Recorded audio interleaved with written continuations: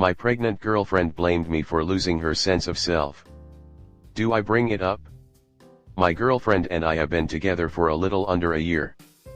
Prior to that, we were friends for a couple of years and she identified as a lesbian.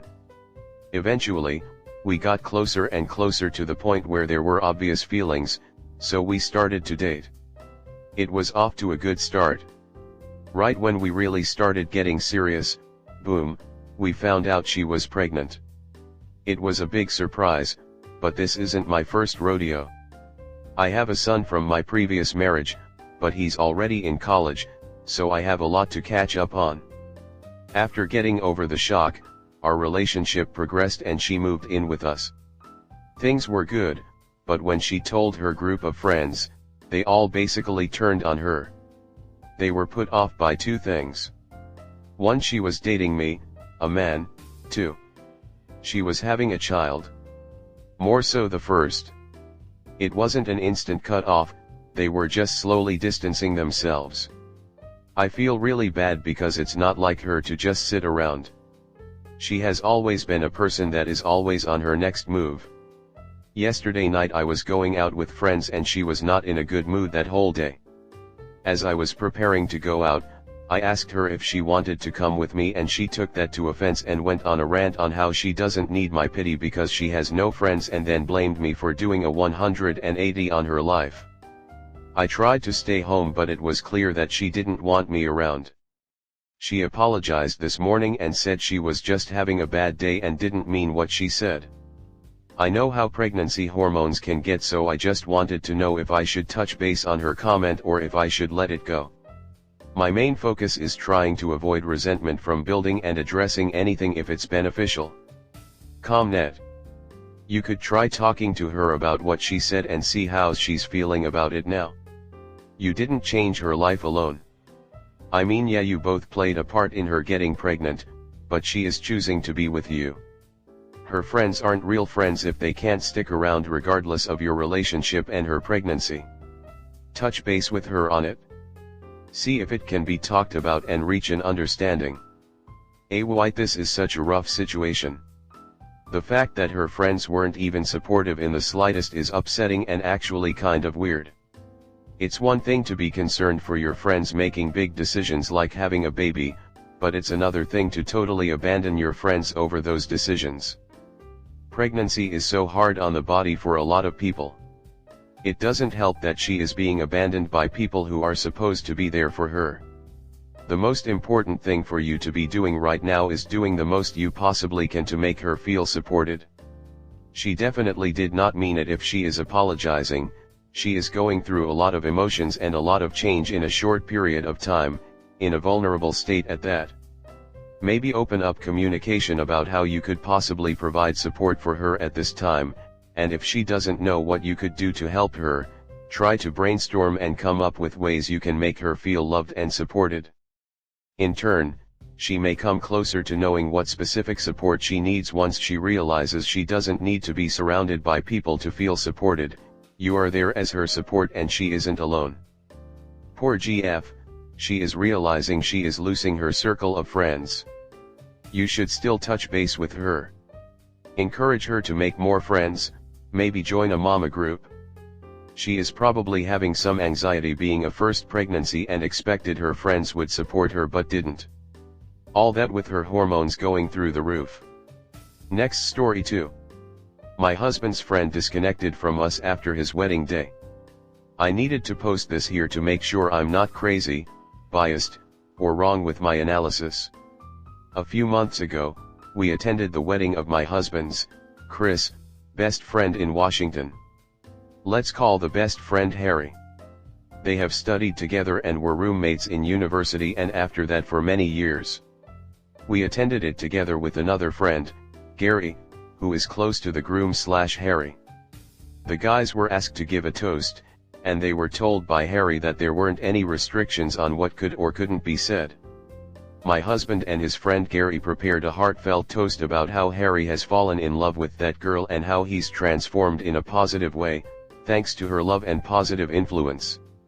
They only talked about the wonderful and positive things about their relationship and how it grew over time and led to the wedding.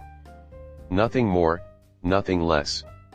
After that, for the rest of the wedding, my husband, I, and Gary got completely ignored and mistreated by the bride, let's call her Susie. I got the feeling that she hated them, giving the toast. A few hours after the wedding, my husband and Gary received abusive messages from Susie. She accused them of ruining her wedding and how she shouldn't have let them come to her wedding. She accused my husband and Gary of talking their relationship openly and how it was a blunder because apparently she hails from an elite family, and it is not respectful at all to talk about dating, etc. She also said something about coming from a reputable family, and we all had no respect for family culture or traditions.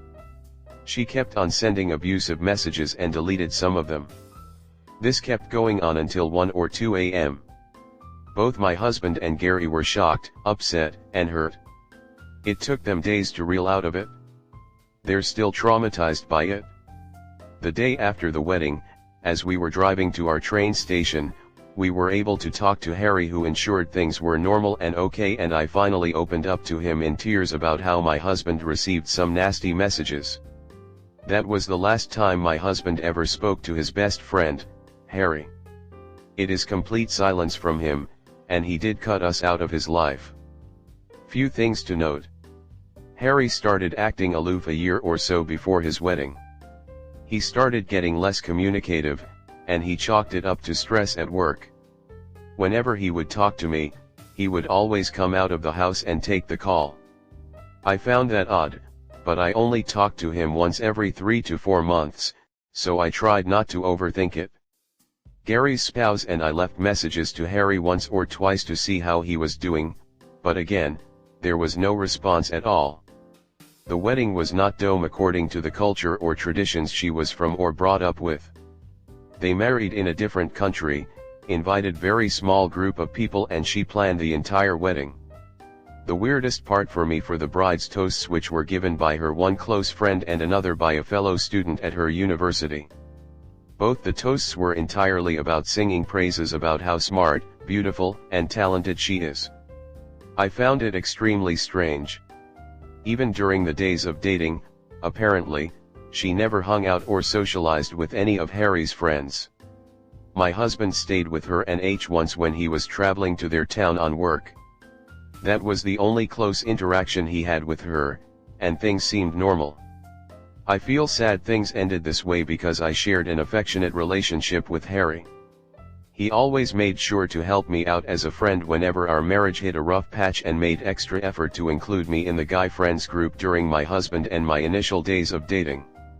My husband and the other friend Gary are hopeful that they'll re-establish their friendship with Harry again, and they're positive he'll come back to them.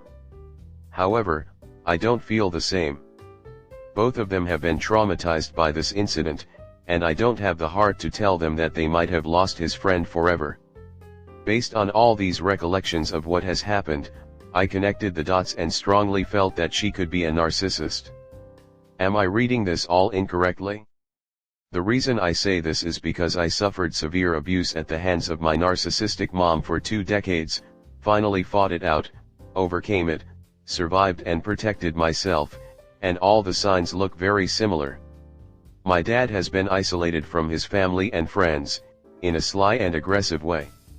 However, I could also be biased, and I don't want to end up misjudging anyone for who they are not. Please leave your thoughts and opinions. Comment.